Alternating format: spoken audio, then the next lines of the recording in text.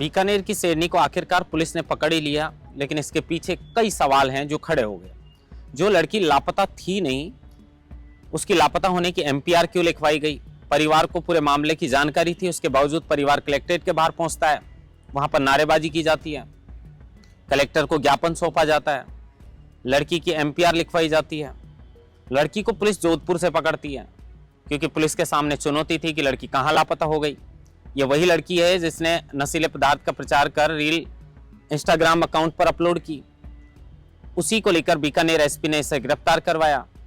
उसके बाद इसके खिलाफ एनडीपीएस में मामला दर्ज हुआ। इस लड़की को लेकर बीकानेरी गर्ल, बीकानेर की शेरनी मोनिका राजपुरोहित, इसको लेकर पूरी इनसाइड स्टोरी आज हम आपको बताते हैं कि आखिर पूरा माजरा क्या है। नमस्कार, आप देख रहे हैं लोकमत हिंदी और मैं हूं आपके साथ महेंद्र बांसरोटा। एक लड़की जिसका अकाउंट सोशल मीडिया पर बीकानेर गर्ल के नाम से है, तो उसकी दूसरी बहन का बीकानेर की शेरनी के नाम से है। सिर्फ काम था इंस्टाग्राम पर रील बनाकर अपलोड करना, लेकिन यही लड़कियां इतनी भद्दी भद्दी गालियों के साथ भी रील्स बनाती थी जिसे शायद कोई सुनना भी पसंद नहीं करेगा। लेकिन तब तक शायद किसी को कोई आपत्ति थी या नहीं थी अलग बात है। लेकिन यही लड़की एक नशीले पदार्थ जिसे अमल भी कहा जाता है, उसका वीडियो बनाती हैं, साथ में और भी लड़कियां थी। इसी मामले की भनक जैसे ही बीकानेर एसपी को लगी तो बीकानेर एसपी ने लड़की को पकड़ा। लड़की को पकड़कर उसके खिलाफ एनडीपीएस में मामला दर्ज हुआ। उसके बाद लड़की की जमानत हो गई।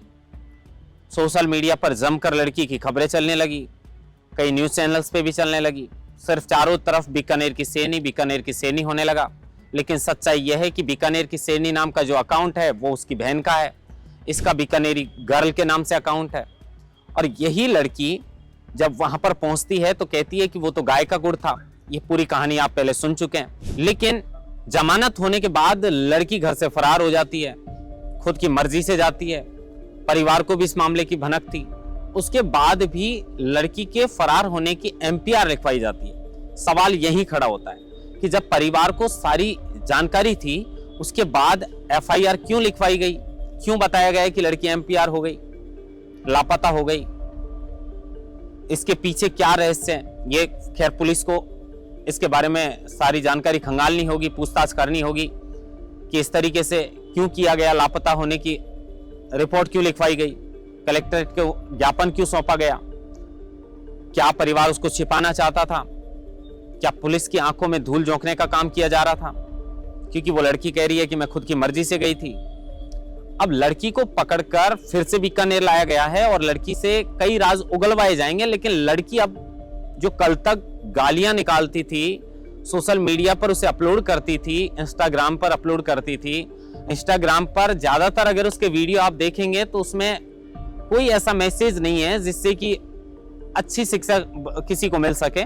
सिर्फ कार के बोनेट पर खड़ी होकर और नकली गन लहराना, बाइक पर स्टंट करते हुए, कई बार भद्दी गालियां देते हुए रील बनाती थी। अब वो लड़की कह रही है कि गलत है, सब कुछ गलत है। भद्दी गालियां, हालांकि मैंने जो वीडियो बना के अपलोड किए थे वो मैंने इसलिए किए थे कि जो लोग मेरे से चिढ़ते थे, जो लोग मेरे पे भद्दे कमेंट्स करते थे, मैं उनके लिए बनाती थी। लेकिन अब इस पे ऐसा तो है नहीं कि ये वही लोगों तक वीडियो पहुंचे। ये तो इंस्टाग्राम के सारे यूजर देखते थे। क्या कंटेंट वो लड़की डालती थी जिसे देखने के लिए उसके इतने फॉलोअर्स थे, वो बात अलग है। लेकिन अब इसको लेकर सवाल यह है कि एक तो लड़की के खिलाफ नशीले पदार्थ का प्रचार करने का मामला एनडीपीएस में उसके खिलाफ दर्ज है। जमानत पर वो छूटी हुई थी, फिर पुलिस की आंखों में धूल झोंकने का क्यों प्रयास किया गया? लापता आखिर क्यों बताई गई उसको, जबकि वो लापता थी नहीं? अब वो कह रही है कि सोशल मीडिया पर इस तरीके की रील्स अपलोड नहीं करनी चाहिए, इस तरीके के वीडियोज नहीं बनाने चाहिए। सफाई देने लगी है। बीकानेर एसपी ने इसको लेकर स्पष्ट किया है कि अगर किसी भी खबर का भ्रामक प्रचार आप करते हैं, गलत अफवाह फैलाते हैं, किसी नशीले पदार्थ का आप प्रचार करते हैं, तो पुलिस तो अपना काम करेगी, बिल्कुल करना भी चाहिए। लेकिन ये लड़की है, इसका नाम मोनिका राजपुरोहित है, और इस लड़की ने पुलिस की आंखों में धूल झोंकने का प्रयास किया है। कह रही है कि मैं तो जब घर से निकली थी तो मेरे पास एक ड्रेस ही थी और इसी से मैं निकल गई थी। लेकिन अब परिवार से भी इस मामले में पूछताछ करनी चाहिए और ये राज उगलवाने चाहिए कि जब लड़की लापता थी नहीं तो एमपीआर क्यों लिखवाई गई। और उसके बाद पुलिस के सामने तो एक बड़ा चैलेंज था कि जो लड़की के खिलाफ एनडीपीएस में मामला दर्ज है और जो जमानत पर गई है, अब जमानत पर जो लड़की छूटी है वो लापता हो गई। कहीं ऐसा नहीं है कि कोई किसी और वजह से लड़की के साथ कुछ गलत हो जाए, इसलिए प्रशासन के हाथ पांव फूल गए। प्रशासन ने बहुत जल्द लड़की को गिरफ्तार भी कर लिया। अब राज ये उगलवाने होंगे कि लड़की जो सोशल मीडिया पर, इंस्टाग्राम अकाउंट पर जो वीडियोज अपलोड करती थी, उनको लेकर अब वो माफी मांग रही है कि गलत है, जो मैंने किया वो गलत है, आप लोग मत करिएगा, अगर आप ऐसा करते हैं तो आपको भुगतना पड़ सकता है। बीकानेर एसपी ने भी साफ संकेत इसको लेकर दे दिए हैं। लेकिन सवाल यही खड़ा होता है कि मां और परिवार का इस लड़की के जो भी काम थे, या वो सही थे या फिर गलत थे, परिवार का इसके पीछे पूरा हाथ था।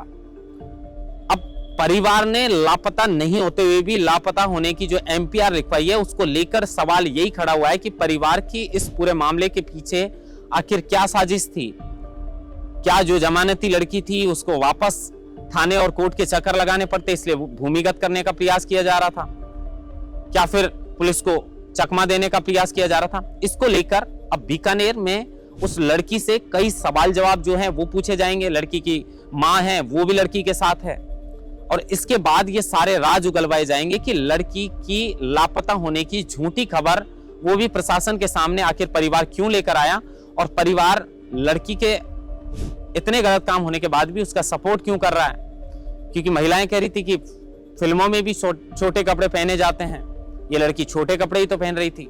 ऐसी एक 60-70 वर्ष की बुजुर्ग महिला जो कलेक्ट्रेट पे धरना देने आई थी, वो महिला का कहना है। तो कुल मिलाकर परिवार इसका पूरी तरह साथ दे रहा है, लेकिन लापता होने की जो झूठी अफवाह फैलाई गई, उसको लेकर उनके इंटेंशन क्या थे, इसके पीछे के राज क्या थे, वो अब बीकानेर की पुलिस लड़की से उगलवाएगी, और उसके बाद पूरा मामला जो है वो स्पष्ट हो पाएगा। महेंद्र बांसुटा, लोकमत हिंदी, जयपुर।